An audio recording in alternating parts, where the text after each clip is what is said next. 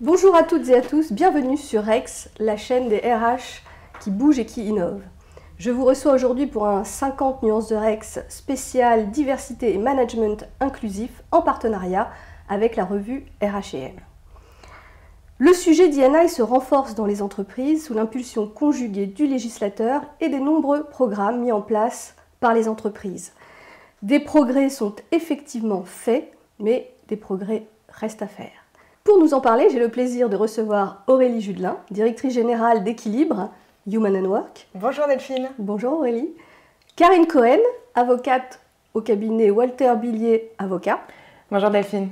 Et Erwan Le Tallec, directeur des ressources humaines de Johnson & Johnson et président du mouvement Génération RH. Ma première question est pour Karine.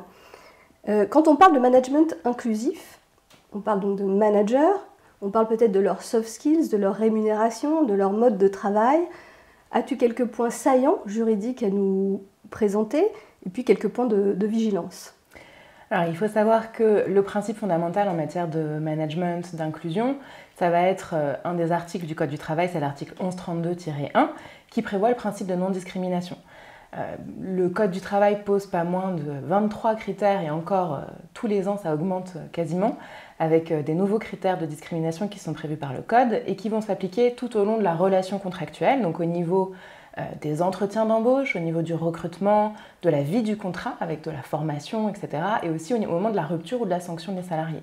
Donc l'employeur ne va pas devoir prendre en compte certains de ces critères et notamment l'origine, la situation de famille, le sexe, l'orientation sexuelle, ce genre de choses.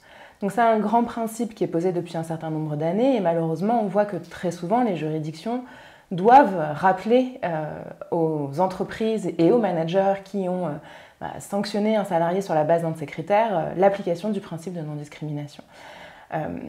Non seulement les jurisprudences, donc la Cour de cassation doit intervenir, le législateur également a été contraint de poser un certain nombre de cadres législatifs et réglementaires et on sait tous par exemple l'obligation d'emploi des travailleurs handicapés avec un quota qui a été fixé par le législateur pour contraindre, non pas inciter mais vraiment contraindre les entreprises à tenir compte de cette population particulière avec des besoins particuliers qui s'inscrit dans cette inclusion et aussi la diversité au sein des entreprises.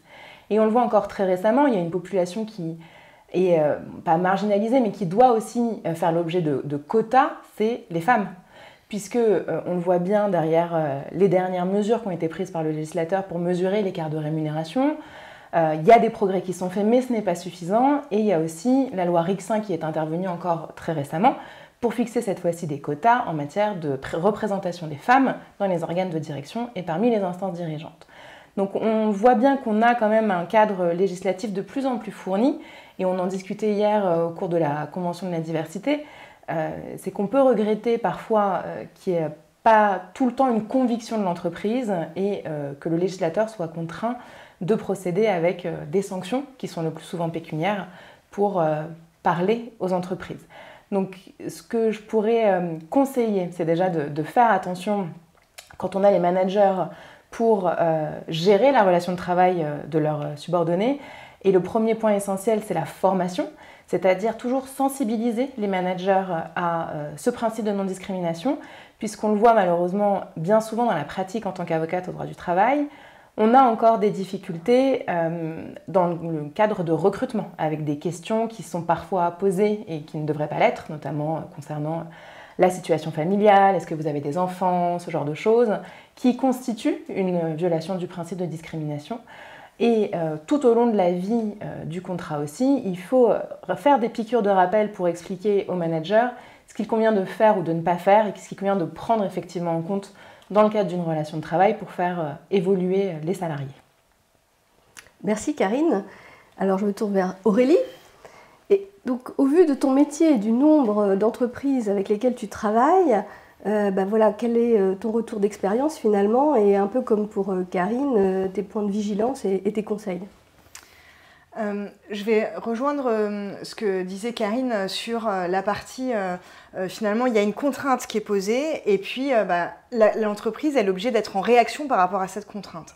Alors, comme Karine, on peut regretter le fait que ce soit le législateur qui soit obligé d'imposer ses vues sur la partie discrimination, qui devrait finalement faire partie de chacun de nous en tant que citoyen et individu, dans notre sens finalement social et politique. Mais bon, le fait est que ça ne fonctionne pas comme ça. Et donc, je pense qu'il y a une logique à faire passer de la contrainte à l'opportunité sur cette partie management inclusif, les clients qu'on accompagne. Ce qui n'est pas toujours évident, parce qu'on a des clients qui sont soit très convaincus par la démarche, et alors là, ils sont au contraire très promoteurs et engagés dans une démarche, et d'autres qui arrivent plutôt en réaction d'une situation problème, et donc là on doit agir plutôt et intervenir à chaud. Donc il y a vraiment aussi deux manières d'appréhender ce management inclusif, soit vraiment sous l'effet de la contrainte, qu'elle soit législative ou par des situations ponctuelles en entreprise, soit effectivement d'un point de vue très proactif. Donc vis-à-vis de ces deux cas de figure, nous ce qu'on essaye de faire, c'est finalement de réunir tout le monde, et de se dire, bon, que vous rentriez par la partie très contrainte ou par la partie très opportunité, comment est-ce qu'on peut faire en sorte que votre politique de formation et de développement des compétences, des talents, soit finalement vertueuse et porte ses fruits.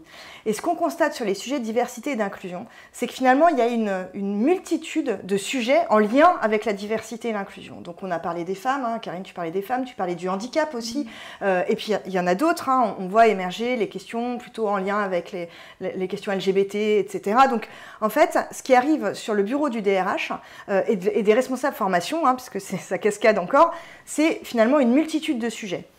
Nous, chez Équilibre, ce qu'on essaye d'appréhender avec nos clients, c'est le sujet sens large de la diversité et de l'inclusion. C'est-à-dire qu'à partir du moment où on va développer des compétences émotionnelles et relationnelles auprès d'une population managériale, finalement, ce qui est valable pour l'inclusion des femmes sera valable pour des personnes en situation de handicap ou des comportements ou des orientations sexuelles.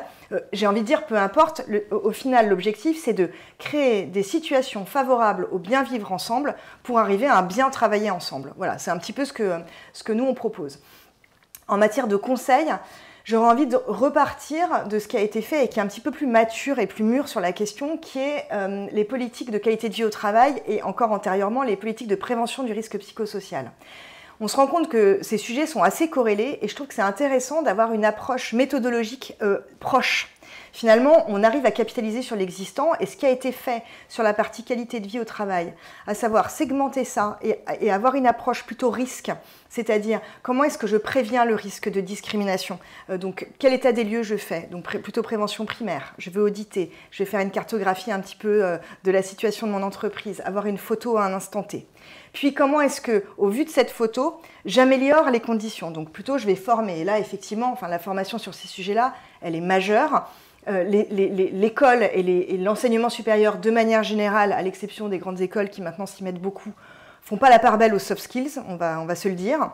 Donc il y a vraiment une logique de formation qui est vraiment importante. Et puis après, il ne faut pas oublier le troisième volet, et là qui va rejoindre le volet plutôt pénal ou juridique, c'est quand il y a un dommage, comment est-ce que l'entreprise est organisée finalement pour réagir face à ce dommage. Et là, on va plutôt travailler avec nos clients à mettre en place des protocoles d'alerte et de signalement. Comment est-ce qu'on traite des signalements sur les comportements inappropriés, les violences sexistes et sexuelles, etc.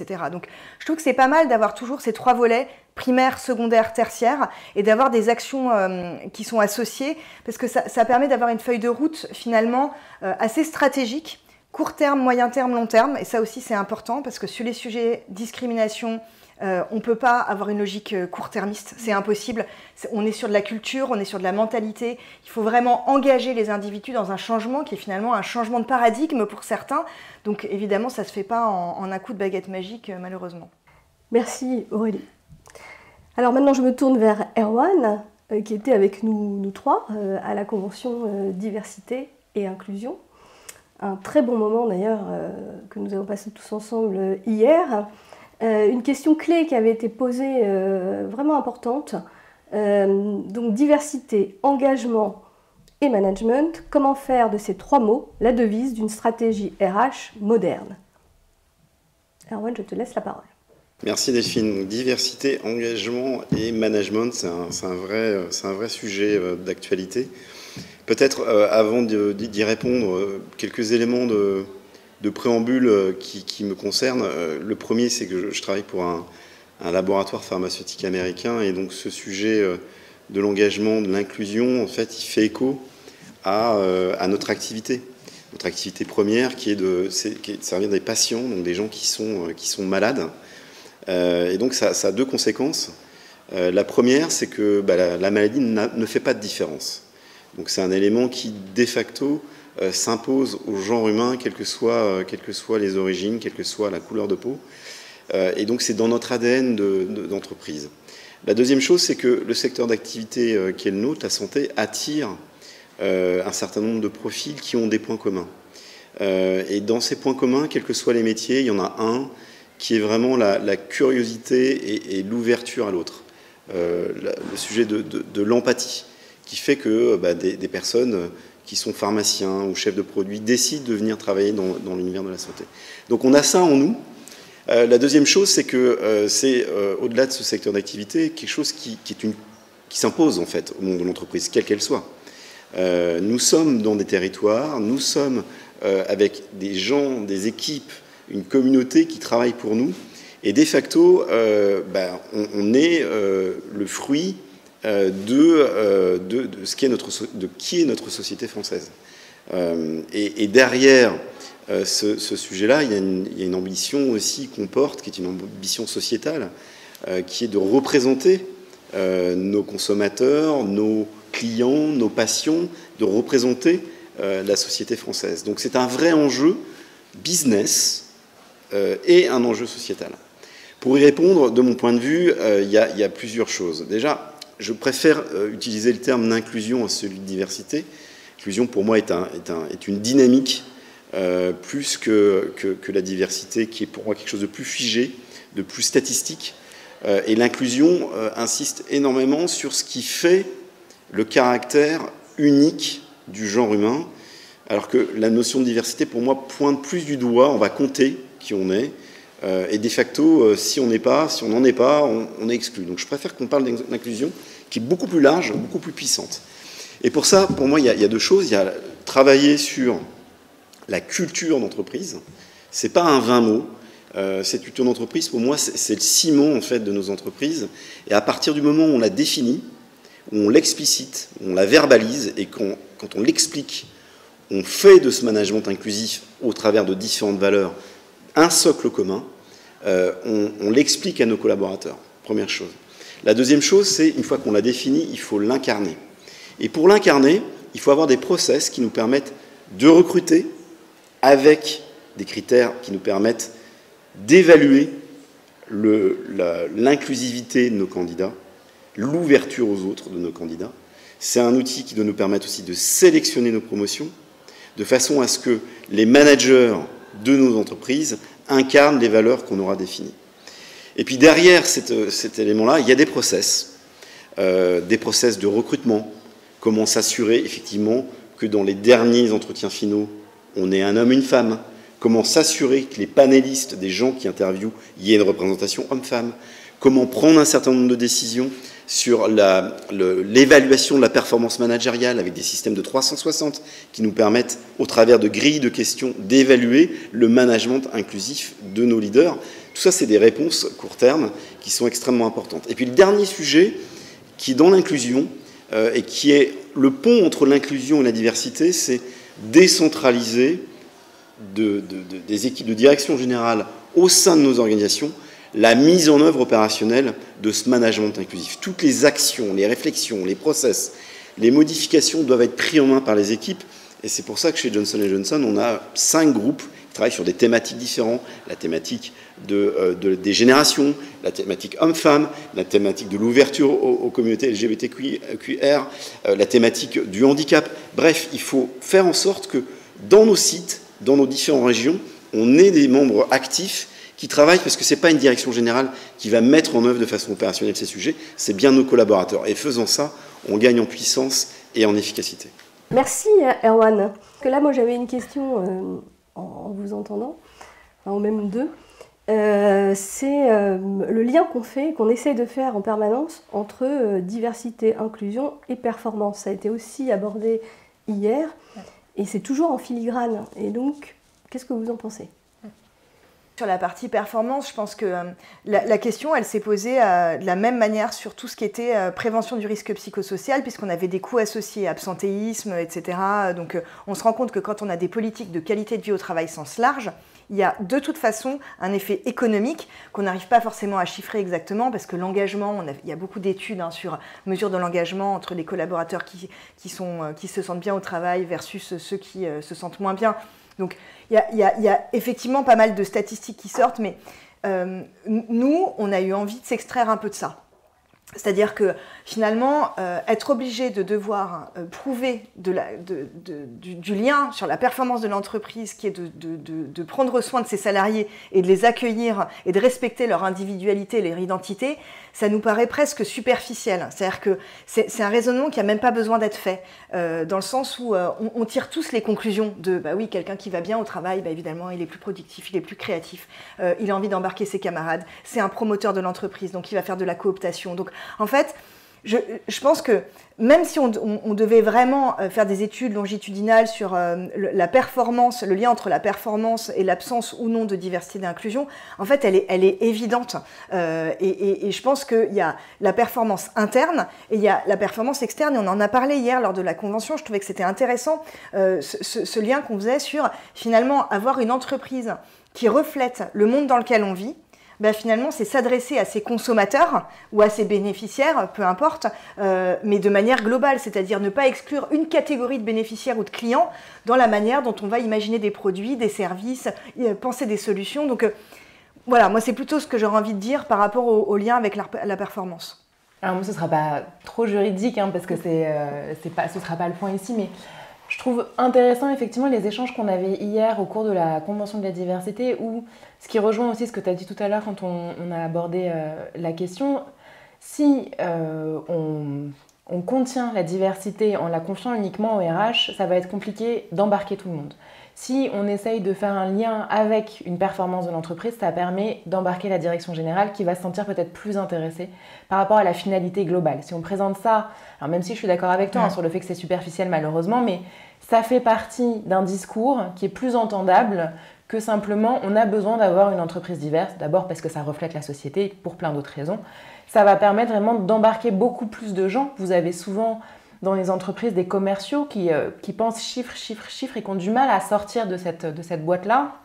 Et du coup, d'associer un discours diversité, inclusion, performance, ça permet aussi d'embarquer ce genre de public et peut-être d'arriver à un meilleur résultat parce qu'il y aura plus de monde derrière vous. Et c'est ça qui est intéressant, et puis on en parlait encore une fois hier, c'est que de plus en plus de sociétés se disent, au lieu de valoriser la performance de mes salariés managers uniquement sur des chiffres, donc sur des objectifs chiffrés, je vais aussi associer des objectifs liés à leurs soft skills, de type quel est le turnover de ton équipe, comment se mesure le bien-être de ton équipe par rapport au taux d'absentéisme, etc. Et ça permet aussi de lier bien-être, qualité de vie au travail, inclusion et performance. Oui, sur ces sujets-là, comme beaucoup d'autres, si on n'embarque pas la direction générale, on a quand même beaucoup moins d'efficacité, plus de difficultés. Toujours sur les managers, comment on fait pour les aider à être plus inclusifs, par exemple au niveau de leurs équipes? Moi, je me pose toujours cette question-là. Pourquoi ferait-il cet effort sans contrepartie, quelque part? J'essaye d'être un peu provocatrice. Et voilà, donc comment on les incite? Pourquoi ils détricoteraient une équipe pour en fabriquer une autre plus inclusive? Déjà, je pense qu'il y a deux cas de figure possibles. Il y a le cas de figure où on est sur des secteurs qui sont absolument en pénurie de talent.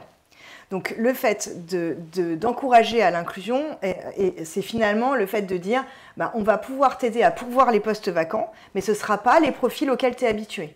Donc ce ne sera pas des CV exactement en copy-paste de ceux que tu as l'habitude de recevoir, mais nous on s'engage, côté recrutement, à te proposer des CV et donc à staffer les équipes. Donc ça déjà, je pense qu'on a un accueil qui est plus favorable, évidemment, puisqu'il y a une notion de besoin d'immédiateté dans le besoin. Donc évidemment c'est plus facile. Et après il y a effectivement des catégories de postes qui sont plutôt, on va dire, plutôt pourvues. Et là il y a un vrai changement de paradigme.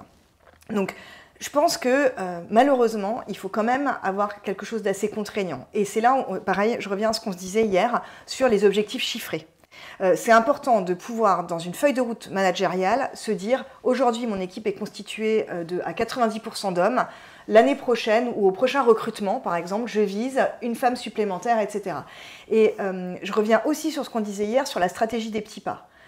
Il ne faut pas que la marche soit trop haute à franchir pour les managers. Parce qu'on l'a dit, il y a d'abord des objectifs de performance, de business et plein d'autres. Et des contraintes qui sont, je veux dire, de sécurité quand on est dans les usines. Enfin, il y a toute une foultitude de contraintes. Et si on met une marche trop haute, il va y avoir un refus d'obstacle.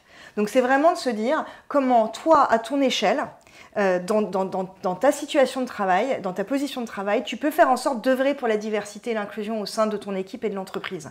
Et je pense que le fait de redescendre ça, finalement à échelle d'hommes ou de femmes, ça rend le sujet moins abstrait. On est moins dans l'injonction, on est plus dans « on va t'aider ». Comment est-ce que nous, on peut t'accompagner? Parce qu'il y a aussi ça, c'est-à-dire si on n'est que dans l'injonction « fais-le, mais qu'il n'y a pas de boîte à outils, qu'on n'est pas formé, qu'on n'est pas outillé, qu'on n'est pas accompagné, qu'on ne peut pas faire un one-to-one avec la RH en disant « bah là j'hésite, j'ai 2 CV, mais est-ce que tu peux m'aider ?» etc. C'est sûr que la solitude du manager, elle va se faire assez importante et au détriment de ces sujets-là, c'est sûr. Et au niveau de leur rémunération, est-ce qu'il y a un côté incitatif qu'on peut imaginer? On peut imaginer avoir, notamment dans les feuilles d'objectifs, des objectifs particuliers qui seraient fixés. Alors il faudra faire très attention quand même à la formalisation des objectifs, toujours pour éviter ce principe pour appliquer plutôt ce principe de non-discrimination, puisqu'en France on n'a quasiment pas de discrimination positive, mis à part des quotas pour des populations bien particulières, mais c'est un point de vigilance. Après, je pense aussi, alors, en dehors de la rémunération qui est un élément incitatif, mais qui peut au bout d'un moment avoir ses limites aussi. C'est-à-dire que si le manager refuse, c'est pas quelques potentiellement milliers d'euros en plus qui vont changer la donne. Moi, ce que j'aime beaucoup, c'est faire des formations vraiment pratiques avec des managers, en incluant évidemment les RH pour qu'ils aient le retour in situ, en live des managers, en voyant comment ils réagissent aux contraintes légales, qu'ils ont parfois du mal à comprendre ou qu'ils ne connaissent pas. Donc de s'apercevoir qu'il y a un cadre contraignant pour l'entreprise, et ce n'est pas parce qu'on veut les embêter, mais parce qu'on doit se conformer à des obligations qu'on leur demande certaines choses. Et après, de faire un point aussi sur des situations beaucoup plus concrètes. C'est-à-dire qu'avant, on fait un point avec les RH ou la direction générale pour voir quelles sont les vraies situations aberrantes qu'ils ont parfois pu rencontrer et auxquelles ils ont été confrontés, et de les partager en formation. Et vous voyez les managers se dire « c'est pas possible, il n'y a pas quelqu'un qui a pu faire ça », etc., en discuter entre eux, et finalement avoir un partage d'expérience en live, avec les RH qui leur disent « si ça pour toi c'était un sujet, je peux t'accompagner, n'hésite pas à venir me voir à ce sujet », et ouvrir des portes en fait, qui se font peut-être pas spontanément en entreprise. Et moi, je trouve ça intéressant parce que déjà, la formation, c'est une obligation. Et c'est en matière de sensibilisation, c'est ce qu'on disait, un outil essentiel. Et ça permet aussi parfois de réinstaurer un dialogue entre des fonctions qui, peut-être au bout d'un moment, ne se parlent plus ou ne se parlent plus comme il faudrait. Et ça permet d'avancer dans cette diversité pour les managers. Alors j'ai encore une question, éventuellement presque philosophique, voire juridico-philosophique. Hier, on a parlé aussi de groupes internationaux, donc la diversité dans les groupes internationaux, mais un groupe français, mais qui aussi a des activités dans divers pays. Comment on arrive à résoudre cette problématique de valeurs universalistes, qui sont quand même très bien portées en France, et qui vont se confronter localement à des sujets, j'allais dire divers et variés, mais qui viennent contrecarrer complètement ces valeurs-là, sans faire de relativisme, sans tomber dans un certain nombre de pièges. C'est quand même une question compliquée. Ce dont on a peu parlé hier, je trouve, c'est le réglementaire sens large. C'est-à-dire qu'on a beaucoup parlé du législateur et on a peu parlé du règlement intérieur. Nous, on essaye de sensibiliser nos clients sur cette marge de manœuvre qu'ils ont. C'est-à-dire, finalement, le règlement intérieur, c'est ce qui vient régir les comportements à l'intérieur de l'entreprise. Donc, le fait de poser un cadre de bienveillance, qui n'est pas forcément le cas, effectivement, partout, quand on va sur des pays qui sont plus sensibles au niveau droit de l'homme et encore plus droit de la femme, voilà. Le fait de pouvoir dire, voilà, nous, l'incarnation de nos valeurs, elle se voit dans notre règlement intérieur et dans la manière dont finalement on régit les relations entre collègues dans le cadre de l'entreprise et dans les murs de l'entreprise. Je trouve que c'est plus facile, enfin en tout cas c'est un levier, je pense qu'il ne faut pas oublier de l'actionner. Alors évidemment ça résout pas tous les problèmes auxquels ils sont confrontés localement, mais je pense que c'est intéressant d'avoir ça un peu en tête. Ce qui vient rendre les choses difficiles, c'est effectivement le télétravail, c'est-à-dire que finalement il y a des endroits où l'entreprise offre un cadre presque, et même pas presque d'ailleurs, bienveillant et plus bienveillant qu'à l'extérieur, extramuros de l'entreprise. Donc là avec le télétravail, finalement, est-ce qu'on ne va pas assister à une régression de certains managers qui commençaient à s'ouvrir à finalement des manières de faire, des manières d'agir, des manières de respecter l'autre finalement qui étaient mieux disantes. Là, je pense qu'il y a un vrai sujet. Et puis ensuite, ce qu'on disait aussi, c'est qu'effectivement, il y a des valeurs qui sont posées et il y a la manière dont les HR locaux vont s'approprier ces règles du jeu et les traduire avec la sensibilité et la finesse qui est la leur. Et je pense que ce qui est hyper important, c'est de s'appuyer énormément sur les HR locaux. C'est-à-dire qu'on ne peut pas être sur du réglementaire descendant. Mais je crois que c'est d'ailleurs Erwan qui disait ça, et on se confronte à l'échec si on fait un truc très top-down. Voilà, ça ne fonctionne pas. Et d'ailleurs, pour aucune politique, mais encore moins quand il est question de bien vivre ensemble et de bien travailler ensemble.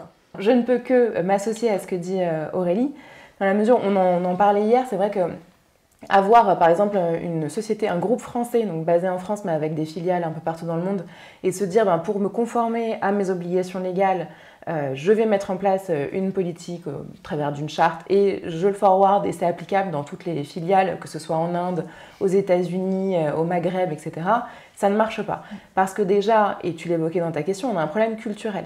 On a des façons de vivre ensemble qui ne sont pas les mêmes et donc c'est pour ça qu'il est important de s'appuyer sur des relais locaux qui vont prendre le principe, la grande ligne directrice de cette politique et la décliner avec leur grille de lecture locale adaptée à leur culture locale.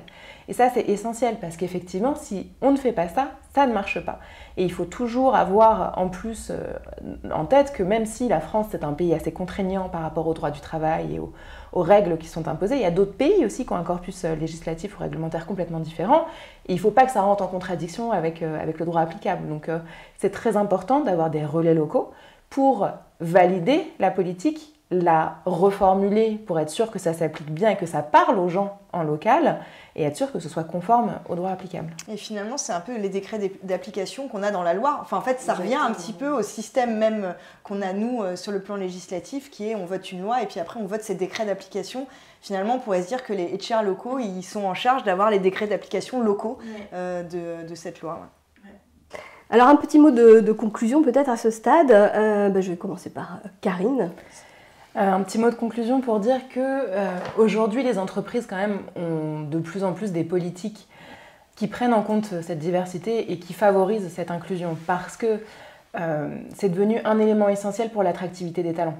Donc ça va plus loin que ce qui est prévu par le législateur puisqu'on voit, comme évoqué Aurélie tout à l'heure, on n'a pas que les problématiques de handicap ou de femmes qui sont strictement réglementées maintenant par le législateur, mais on a aussi beaucoup de politiques concernant le LGBTQ+, on a aussi de plus en plus, et encore on en a parlé hier, de sociétés qui s'intéressent vraiment à cette question de violence domestique, etc. Donc on a vraiment l'entreprise qui essaye de créer un cadre de bien-être et de bienveillance au travail pour permettre cette inclusion. Et il faut toujours garder bien évidemment ce principe de non-discrimination qui est quand même central en droit du travail, mais saluer les initiatives des entreprises qui essayent de toujours faire plus pour permettre d'avoir un lieu d'accueil ouvert à tous leurs salariés. Merci. Aurélie ? En conclusion, je crois que ce que j'ai envie de dire, c'est qu'il faut impérativement que ces questions de diversité et d'inclusion ne soit pas la seule et unique responsabilité des RH. Je pense que c'est vraiment important d'en faire un sujet d'entreprise, un sujet stratégique, parce qu'effectivement, comme tu soulignais, il y a une logique très basico-basique d'attraction des talents. Donc déjà, il y a assurer la pérennité finalement de son entreprise, mais je pense que ça va au-delà de ça. Je pense que l'entreprise aujourd'hui, elle a un rôle encore plus important et un territoire augmenté en matière de champ d'action qu'elle n'avait précédemment. C'est-à-dire qu'on est passé d'une logique très économique, production de valeur, etc. Et finalement, on a un déplacement de la valeur. Donc évidemment, il reste cette valeur économique, mais finalement, on se rend compte que la valeur sociale, elle est aussi importante. On voit les entreprises qui se challengent sur leur raison d'être, etc. Enfin voilà, il y a un vrai mouvement de fond qui s'amorce. Et pour que finalement ça soit assez pérenne et vertueux, il faut absolument que l'ensemble des acteurs et des actrices de l'entreprise soient concernés et impliqués dans la démarche. Donc je pense que ça serait plutôt mon mot de la fin. Erwan ? Je pense que si on résume ce sujet, c'est un sujet de géométrie spatiale. C'est un sujet de largeur, c'est un sujet de profondeur. Largeur, parce qu'on voit bien que les sujets qui sont en lien avec ce thème de la diversité et de l'inclusion sont extrêmement larges. Et c'est un sujet de profondeur parce que c'est un sujet de transformation culturelle de nos entreprises qui part du haut, mais qui doit descendre jusqu'en bas. Merci Karine, merci Aurélie, merci Erwan.